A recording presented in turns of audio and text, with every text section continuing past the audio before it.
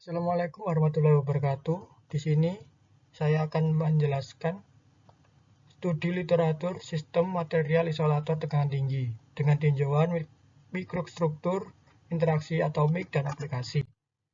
Perkenalkan, nama saya Agustian Prabowo, NPM 032024182039. Inilah anggota kelompok kami. Latar belakang masalah, isolator listrik berperan penting dalam menjaga keamanan dan keandalan sistem kelistrikan, khususnya pada peralatan dan jaringan tegangan tinggi. Isolator berfungsi untuk mencegah kebocoran arus listrik agar sistem dapat beroperasi dengan aman.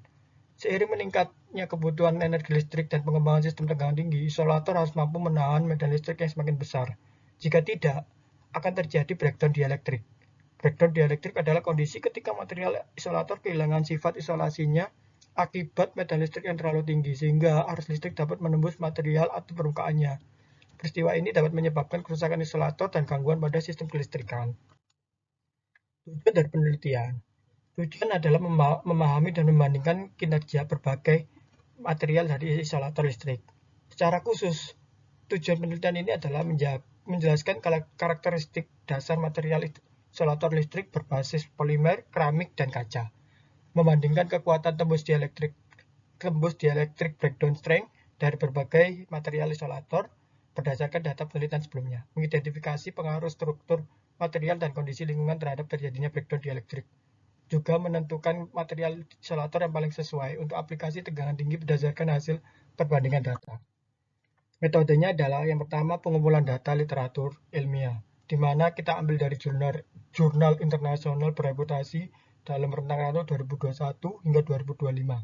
Yang kedua adalah pemilihan artikel berdasarkan kriteria tertentu, seperti menjelaskan metode pengujian dielektrik secara jelas, menyertakan nilai tegangan atau kekuatan tembus, menjelaskan kondisi pengujian seperti ketebalan material, jenis tegangan AC atau DC, dan kondisi lingkungan.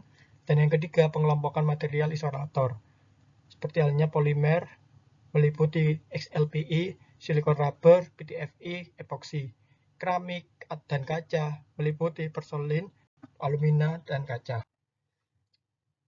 Dan yang selanjutnya adalah metode pengujian, analisis, dan perbandingan data. Membandingkan nilai kekuatan tembusnya, mengkaji pengaruh struktur material dan cacat mikro, menilai kelebihan dan kekurangan tiap material, dan melakukan penyajian hasil secara visual. Material isolator yang dianalisis adalah XLPE, isolator polimer. Untuk kabel tegangan tinggi dengan kekuatan tembus sangat tinggi, silikon rubber, PTFE, Teflon, epoksi resin, kaca, dan porselen, alumina atau Al2O3. Kurang lebih seperti ini penjelasannya. Dan selanjutnya adalah mekanisme breakdown dielektrik. Breakdown dielektrik sendiri adalah suatu kegagalan isolator saat medan listrik terlalu tinggi. Elektron avalanche adalah kondisi ketika elektron bergerak cepat dan menumbuk atom lain hingga terjadi lonjakan arus. Electrical train adalah terbentuk jalur seperti cabang pohon di dalam isolator polimer akibat tegangan tinggi. Partial discharge adalah pelepasan listrik kecil pada cacat atau rongga material yang berulang.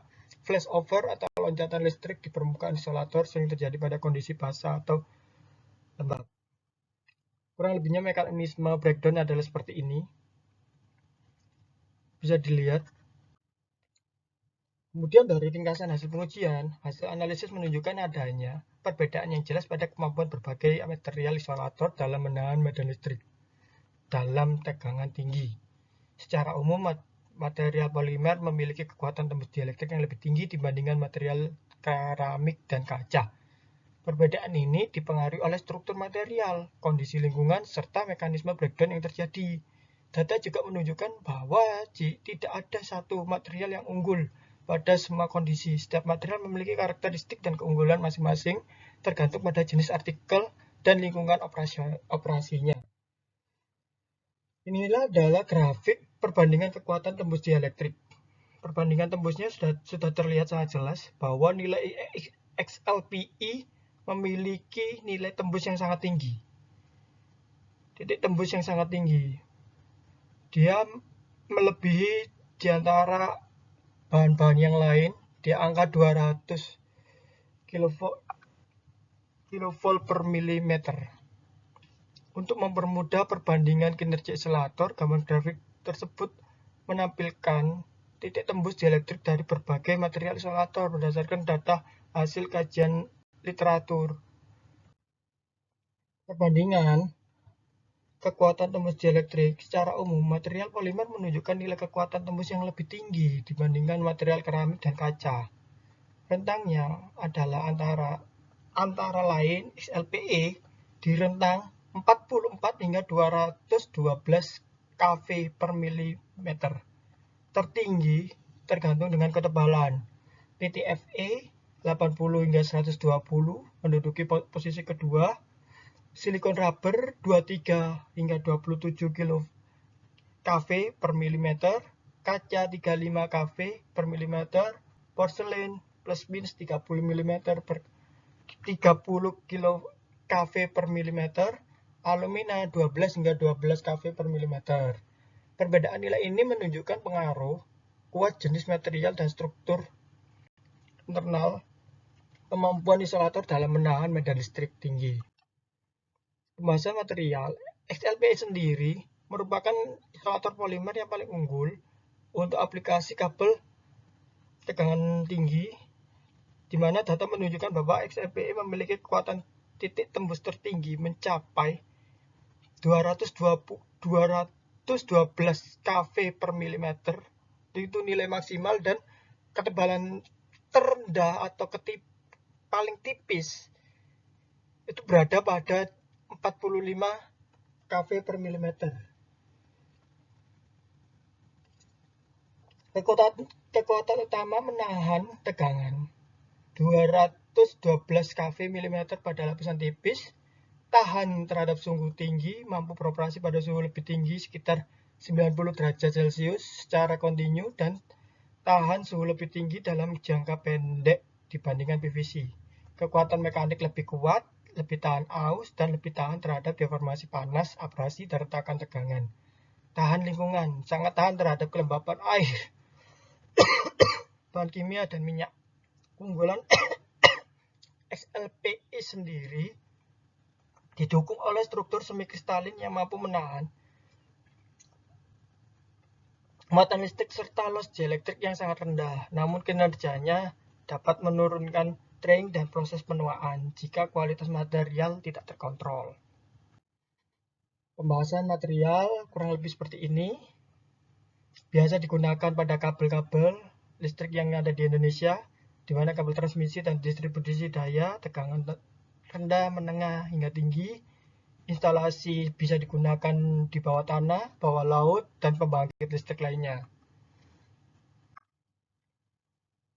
Pembahasan material. Silikon rubber adalah isolator polimer yang umum digunakan pada aplikasi outdoor karena resistivitas listriknya tinggi bahkan saat basah, serta stabil dalam rentang suhu luas dan tahan terhadap cuaca serta UV.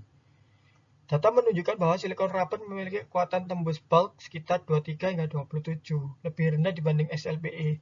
Namun keunggulan utamanya terletak pada sifat hidrofobik yang mampu meningkatkan tegangan flashover hingga 65 hingga 70 pada kondisi basah dan terpolusi. Tahan air, sifat menolak airnya sangat baik. Data flashover menahan loncatan listrik hingga 49,6 kV. Stabilitas suhu mampu mempertahankan sifat isolasinya pada suhu yang sangat rendah. Pembahasan material selanjutnya adalah silikon rubber. Pengaplikasiannya, silikon rubber meliputi isolator tegangan tinggi untuk tiang transmisi dan peralatan listrik tegangan tinggi, kabel dan kawat, pelapis kabel dan kawat listrik, peralatan elektronik, komponen pada papan sirkuit, dan perangkat listrik. Artinya pembahasannya seperti ini. Dari penjelasan disimpulkan bahwa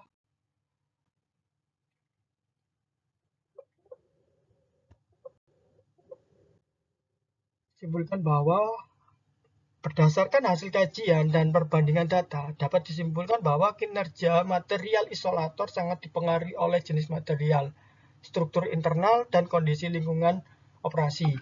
Material polimer secara umum menunjukkan kekuatan tembus dielektrik yang lebih tinggi dibandingkan material keramik dan kaca. Di antara material yang dianalisis, XLPE memiliki kinerja terbaik sebagai isolator bulk pada sistem tegangan tinggi, khususnya pada aplikasi kabel. Namun, tidak semua aplikasi dapat digunakan pada satu jenis material yang sama. Silikon rubber lebih sesuai untuk outdoor, sedangkan PTFE unggul untuk aplikasi khusus yang membutuhkan stabilitas dielektrik yang sangat tinggi. Kurang lebihnya seperti ini. Mohon maaf apabila ada salah dan kurangnya, dikarenakan ada keterbatasan waktu dan durasi. Mohon maaf. Terima kasih. Wassalamualaikum warahmatullahi wabarakatuh.